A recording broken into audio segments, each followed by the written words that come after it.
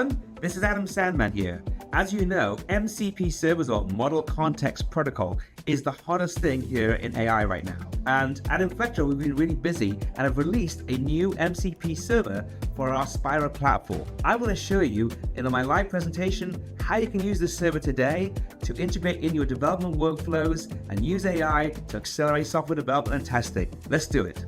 We've recently released, as you can see on my page here, our new MCP server for Inflectra Spira. That's our project management, test management, and requirements management tool platform. And we released this functionality so that you can start to interact with Spira using different tools, like in this case, Visual Studio Code. But any agentic tool can use any MCP server. It's a generic set of middleware and protocols and standards developed by Anthropic that lets you take any set of agentic tools and use different sources. Many examples on the internet will talk about how you can connect to, say, GitHub and grab your code and use a tool to do work with that. One of the things we often find is that customers who are working in a development IDE like Visual Studio Code, they want to understand the work they're doing, or maybe they want to pull down the requirements of their project to actually have agentic agents build the application for them using vibe coding. So there's lots of different use cases. But one of the key things is you need to be able to connect your development environment, your agentic AI development environment anyway, with backend services so that you can actually call different tools, get information. And in this example, we're talking about how you would do that with Spira. That could be Spira Test, Spira Team,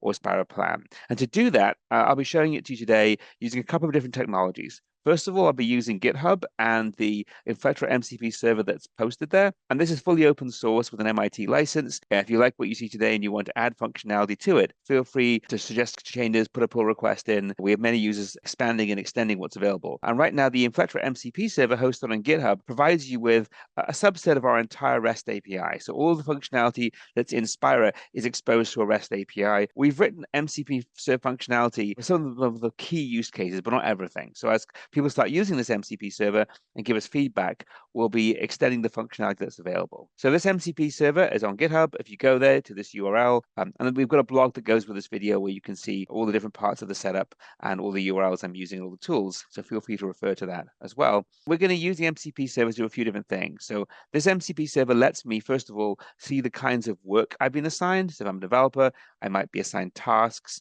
for the backlog items I'm working on, maybe requirements. If I'm going to be working at a higher level at the user story level, if I'm fixing some bugs, I might want to look at the list of incidents I've been assigned, or maybe I'm working on test automation work. I want to see the manual test cases or test sets that I'm going to be automating in my code library, maybe using Playwright or Selenium or something else. And I want to be able to see those to be able to understand what's the test design I'm working with. So the My Work feature is really all about how do I do my work in an environment like Visual Studio Code and pull it from Spira.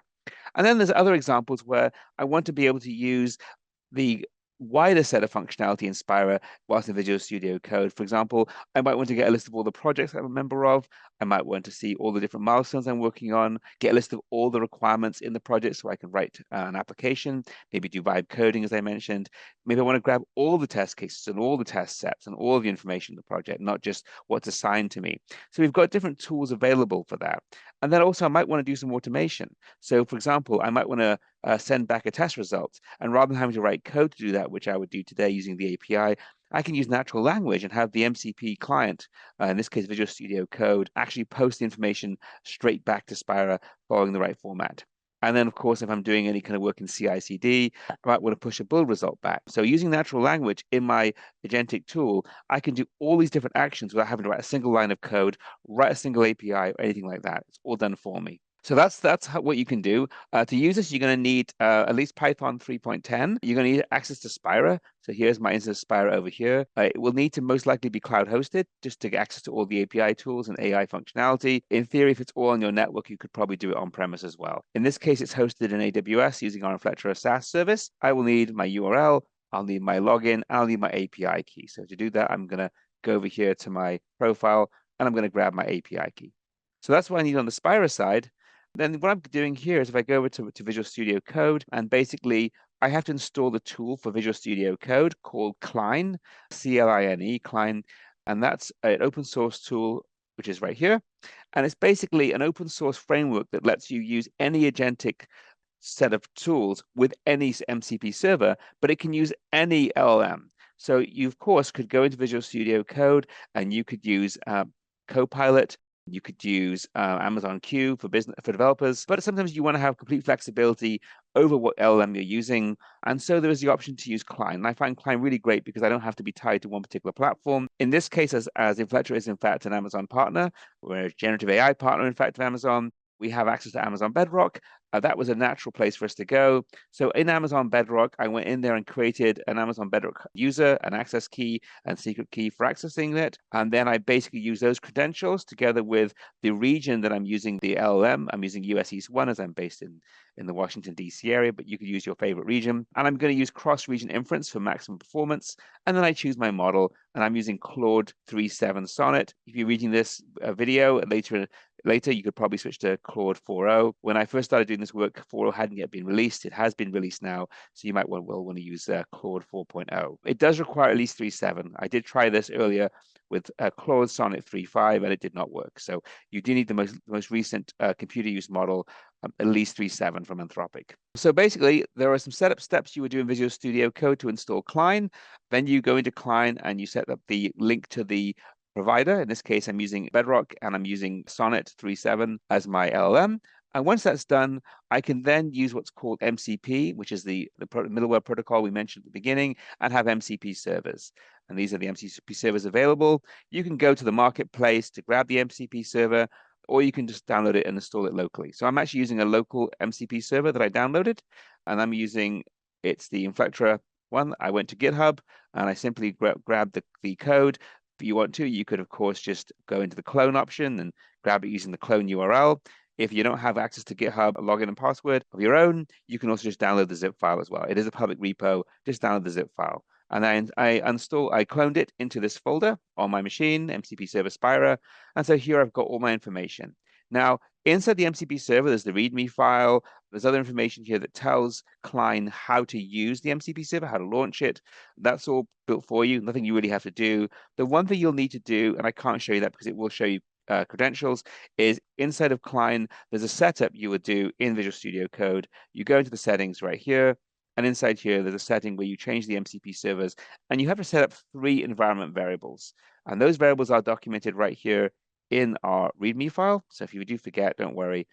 You go down here, and you see this stuff about running the server. We don't have to do any of that stuff. That's actually done automatically by Klein. It knows how to do all of this. So you don't need to worry about any of the setup in terms of launching the server. This is all done. Just clone the repository, install it into the right location, and then this running section that you see here, you can run that, of course, manually, but Klein actually knows how to do that automatically. It's in our configuration file, so it's really easy. Now, the one thing you do need to do, though, is you do need to set up your base URL, your username, and your API key for Spira. And so that's really, really important. And so the URL is the URL that you see here. It's the base URL like that. My username is your login, whatever that is. And then the API key, that's the RSS token or API key that I showed you earlier on. It's right here in the profile. You scroll down here and you click on that, and then you put in your tool into your clipboard. And that's now going to be in your configuration file. So you put that in your configuration file. And once you've done that, it's ready to go. So let's have a look. So now if I go back to Visual Studio Code, and I'm in Klein, I don't need to be in the settings, so I'll cancel settings. And you go into this section where you start chats. And so you'll see on the right-hand side, by the way, you will see MCP servers updated, like that. Now, I have occasionally seen an error message here where cannot connect to LLM or MCP server can't be started. If that ever happens, what I found usually works is literally just to close Visual Studio Code and reopen it, and that will fix most things. And again, if you have any questions about doing this, add a comment to the video or go to the blog on our website and you can add a comment there as well. Either way, happy to answer any questions. But now I've got the MCP server going. What I need to do now is ask it a question. So the simplest set of questions would be, let's go in here and I want to find out some information about the work I have to do. So let's look at the My Work feature. So I'm a developer and I really want to be able to find out the bugs I'm working on. So, can you get me a list of my assigned tasks in Spira? So that's what I'm going to ask it. And I am running Klein in act mode. That means it's acting in agentic mode. It will actually complete the task. If you're not sure, you can also use the plan mode where it will preview what it's going to do without doing it. But let's go ahead. So what it's doing now is it's taking my question, which is to get me my list of assigned tasks, and it's now reasoning the answer. And you can see here, here's the reasoning, and it's describing what it's doing. It says, well, there's an MCP server called Spira. Okay, that looks about right. And it's got a tool called Get My Tasks. And it also says this task does not require any parameters, which is true because it just gets my tasks. So then it says, I've read the description of the MCP task.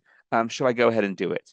And I'm going to hit the approve button. Now, obviously, if this works and I want to do it repeatedly, it's going to get very time consuming to have to keep hitting approve. So once the task works and you're happy with it, there is an auto approve option here, and that will let you just run the task multiple times without doing the approval. Let's try it the first time without doing that. So we'll do approve. That's a one-time approval. And you can see here, it's getting back my list of tasks in this case, Markdown. And our MCP server does actually use Markdown. It makes it easy for client to understand what's going on. And it's now looked at the tasks. And not only does it get me my list of tasks, which is obviously very useful, but it's performed some initial analysis. It's actually decomposed the tasks and looked at them and it's understood that, well, actually, I may have a bunch of tasks assigned to me, but what's really important is there are 3 critical tasks, and they're also significantly overdue if you look at the due date. So these are the 3 I should be working on right now. Similarly, it's found my high priority tasks and then just anything that's medium or low. So what's really nice about this is it didn't just get the data and give me a markdown file, which it could do like this. It actually did an initial set of interpretation. And so you could obviously refine it further and say, how many of these tasks are overdue, and it can perform subsequent analysis. So the great thing is you're using the power of an LLM together with the data coming from Spira. It's doing analysis. Look at that. So it's 12. So 12 tasks are overdue.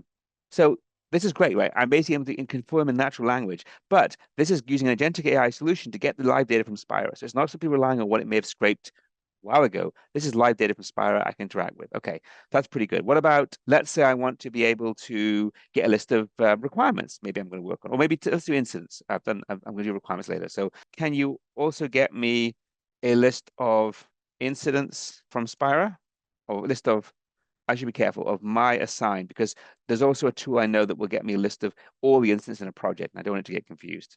So I'm going to be more specific. Sometimes if you ask something general, it might be too specific.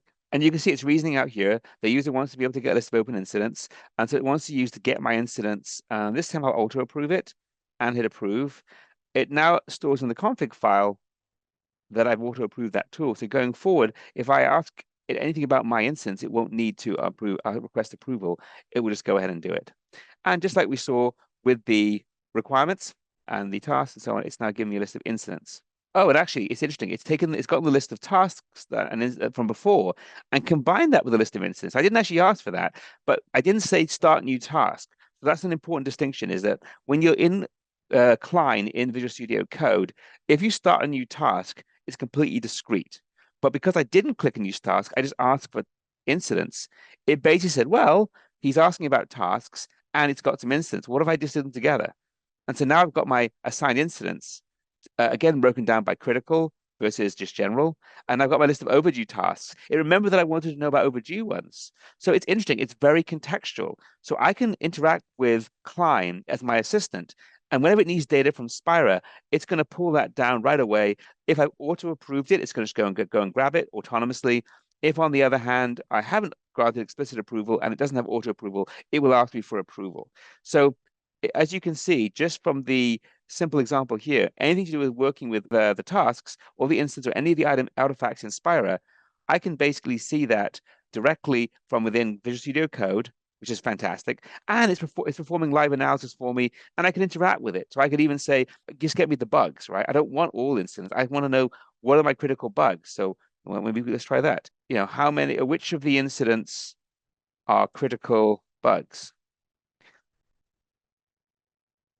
So yeah, it's been very clear here. What it's doing is looking at the list of items it got, and it notes that there's a type called incident, there's a type called bug, there's a priority value, and it basically grabbed the fact that there are some that are critical, some that are bugs, but there's only one that has both. So it says, based on the incident list, you only have one critical bug. So there's one other incident class as a bug, but it doesn't have a priority set. So it therefore doesn't want to include that. So there's others that have priority set that are not critical, and there are others set that are, there's one set that is critical. But it's interesting, it does mention there's one that has no critical priority set. So it's integrating, there's actually a potential risk here, which is we haven't yet classified that bug at all. And in fact, you might want to say, can you show me the details of IN 119? And let's see if it works. Now, we don't have a specific API exposed to the system to get a single incident, but we don't need to because it can already use what it's grabbed already and just simply show it. So there you go. So it's obviously a newly reported bug. It hasn't been prioritized yet, meaning it could be critical. We just don't know yet. So that's a really good insight that we may have a lurking risk here that we didn't anticipate. So that's how you can use the endpoints and the features for getting my items, whether that's requirements, whether it's tasks, incidents, test cases, test sets. You can do all of that using the my assigned item feature, as we call it. Now, let's try a different feature. So I'm going to start a new task. I'm doing new tasks. I don't want to get mixed up with where I just asked it. So I'm starting a new contact session. Let's go back to our MCP server. And you can see here, we've talked about my work. What about workspaces? That could be interesting. Let's see. Let's ask it about my workspaces. What products in Spira do I have access to? Let's see. So again, the LLM is now taking my natural language. It's now looking at the MCP tools. And it says there's a list of getting my projects or products. And it says that this doesn't require a parameter either. So it's really the MCP tool description, the arguments, all of that information, which is all in Python. And if you watch my other video about how we built this MCP server, I can go into some of the details of how we built it. But let me approve that. I won't auto approve it because this could be a lot of products and maybe I want to be approved, make sure every time I do this that I know I'm doing it. And so what it's done, it's given me a list of all the information. It's found a list of products. I have access to 49 different products in the system, and it's shown me the names. It's also tried to perform some analysis. Notice it hasn't just given me, there's ones that have different names like Agile Release Train 1, Agile Release Train 2, Agile Release Train 3, and 4. Well, rather than giving me that 4 times, it has summarized that nicely for me and said there's 4 Agile Release Trains with numbers 1 to 4. It's grouped some of the ones under a category like banking. It's also grouped some ERP. It's also found some various sample and demo projects. So it just didn't give me this massive list of items, which of course it could get, and that's what it used. It's done some analysis summarization already. So that's really nice. Now, of course, I might want to get more details about one of them. I can, of course, do that as well. So that could be interesting. What about maybe, let's have a look what else we could do here. Templates, programs. Let's see, that's interesting, but maybe I want to get a list of programs as well. So let's see, can you get me a list of programs in Spira that I have access to? And it's running, it takes just again a few seconds. It's calling the LLM. The LLM is interpreting my request, and then it basically gets the list of items in the MCP server, and then it's using the LLM to interpret the definition of the tool to see if it matches my query. And when it does, it then again is asking me for permission. So I'll say approve, and it's now getting me a list, and that's the raw list. You can see it's got a markdown list of all the programs and the description of it. And now it's done the same thing. It's giving me a list of 18 different programs. Now, in this case, it didn't try and do any grouping or interpretation. It just gave me the list. So that's interesting. So I could say, can you group this list by industry? Let's see if it can do that. I haven't tried all this before, and I can't spell either, it looks like. So let's see if it can interpret that. Yeah, it gathered my spelling. Look at that. Yeah, it did that nicely. And that's obviously not explicitly in Spira. In Spira, we've obviously got names. We do have portfolios and we do have ways of grouping things in custom fields, but we're not relying on that. We're just relying on the LLM to take the name of and description of the different programs and be able to do some kind of analysis and grouping. And it did that very nicely. So that's great. So again, we're using a combination of LLM intelligence together with MCP server to take live data from Spira and then the general LLM knowledge, putting those together. We're getting a solution that is better than both individually. The LLM is being able to do analysis, summarization. It's being able to give me information, not just raw data.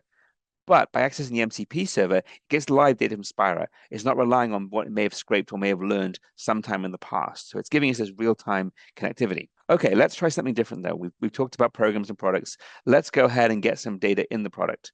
And there's many more examples of obviously this. We could use any of the tools. We could do program artifacts like capabilities or milestones. But I think we're going to look at the product level. I think it's more interesting. So imagine I was going to be doing some vibe coding. I want to build an application. I need some requirements to build this application. So let's just say, get me all of the requirements in Spira product. And I'll do PR1. That's the name of the product. That's the number of the product, the ID.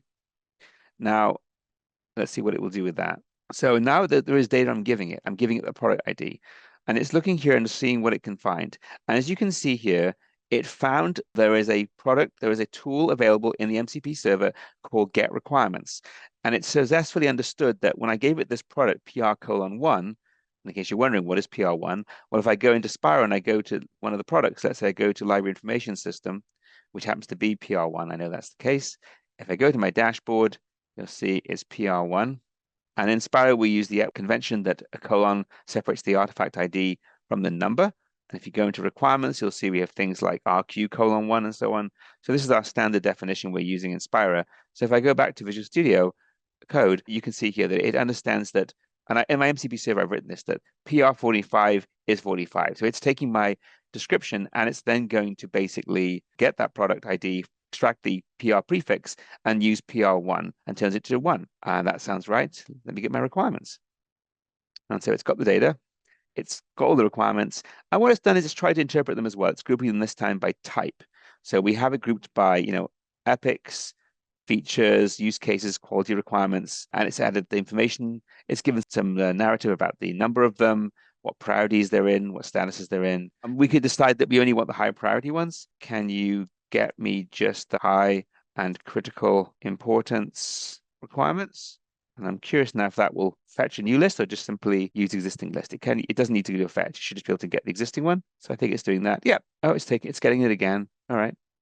It gets it wants the latest data. That's not a problem. But now when it gets the data back, it's now doing the filtering. So we didn't implement a filter in our MCP server yet. We could do that, but we don't need to worry about it because if we can get all the requirements from Spira, we can do all the filtering client side in the LLM, in the agentic tool. So that's one of the things to mention is that you don't have to have the server do everything anymore. Like Spira's MCP server can get me all the requirements and all the key fields. I can now do a lot of the filtering and sorting and analysis right here in my IDE. Let that do the hard work. Let the LLM do the hard work. I don't have to have all of that being done through, the API. But it's a mix and match, and the LLM will interpret what API methods are available.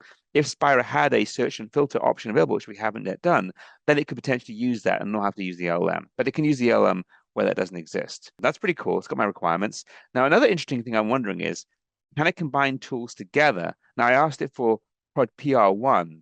What if I gave it the name of the project? Let's see what it would do.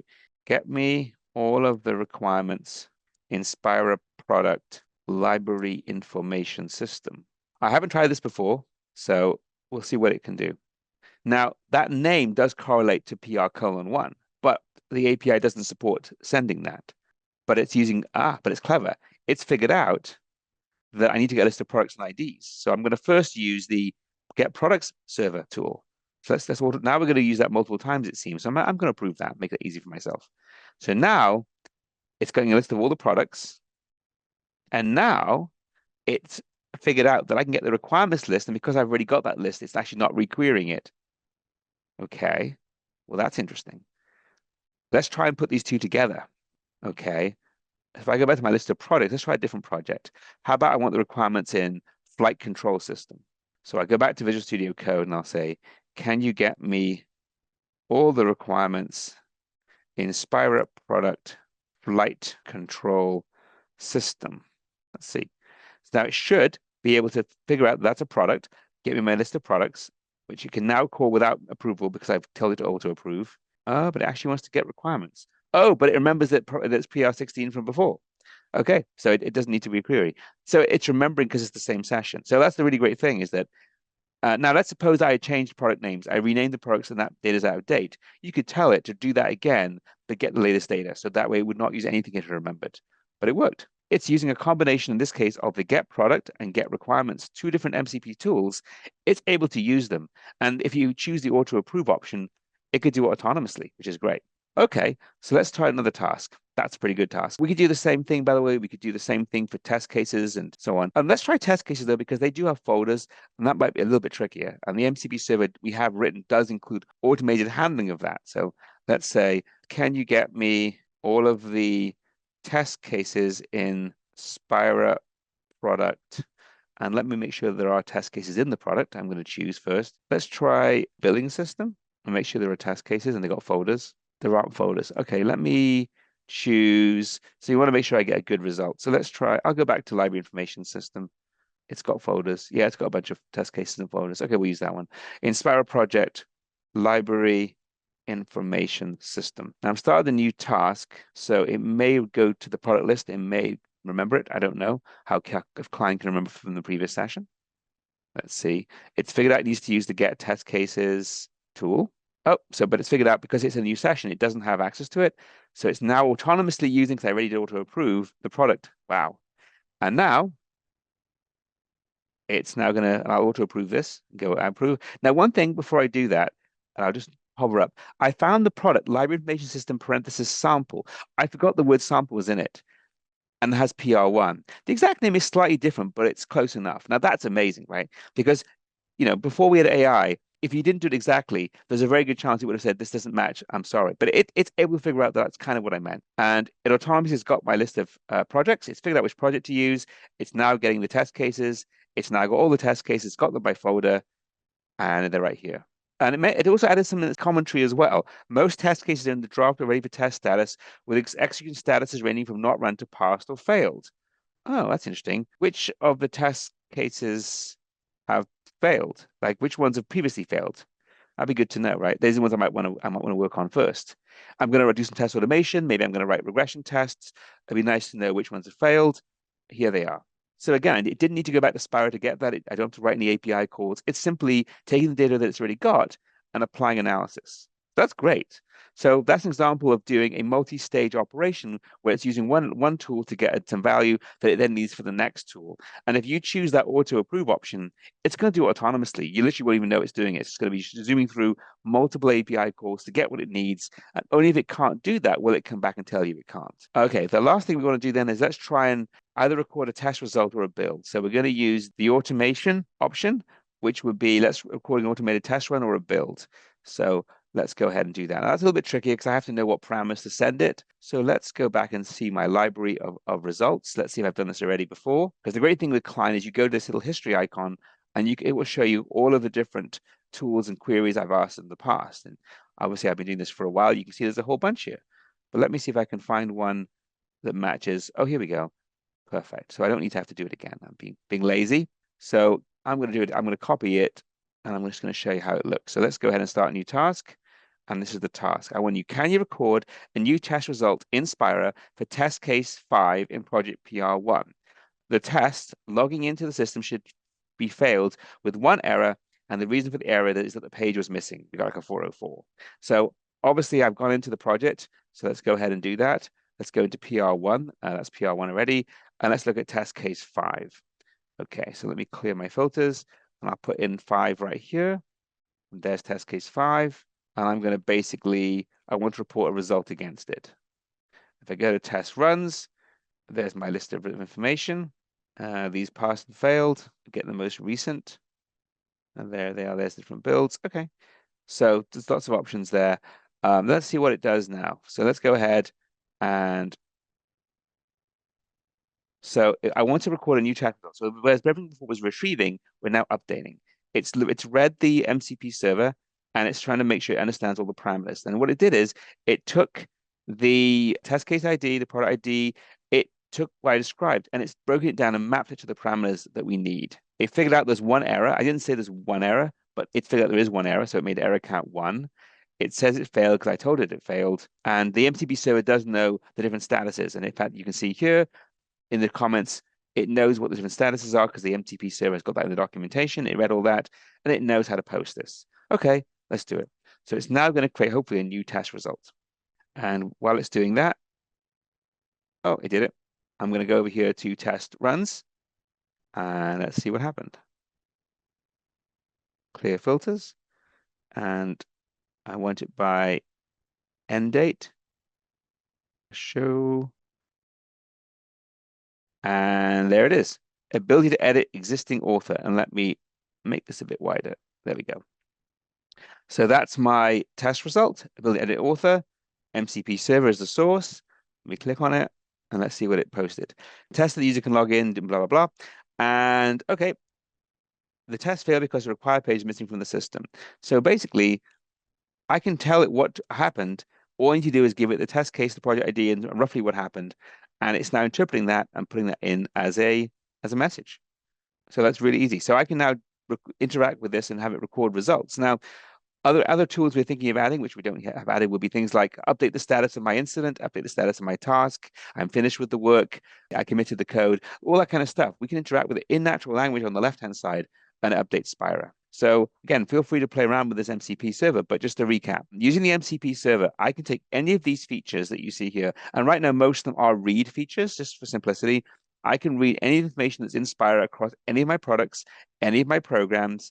I can get that information and I can interact with it. And it's a combination of using the MCP server, which basically goes out to the Spira API to get this data. But it's also when you combine that with the power of the LLM, in this case, Claude Sonnet 3.7, it's able to do interpretation of what happened. So not only is it taking results from Spira from the API, it is also able to combine my query into multiple API calls. It's able to figure out, for example, in this case, that I want to get all the test cases in a specific product. It was able to use one MCP server tool to get all the list of products, figure out the name I'm referring to, and then from that, get the information about that product, the name, the description, in this case, the ID. And then from that ID, it was then able to use another tool autonomously to go get the list of all the test cases. And then it could perform analysis on that to both give me an idea of roughly how many tests there are, roughly which areas there are and how many failures and passes there are. And then I can do subsequent questions, and it takes that data set and lets me basically analyze it live and say, well, these are the failed ones. These are the ones with no priority. Which ones should I be worried about? Which ones are overdue?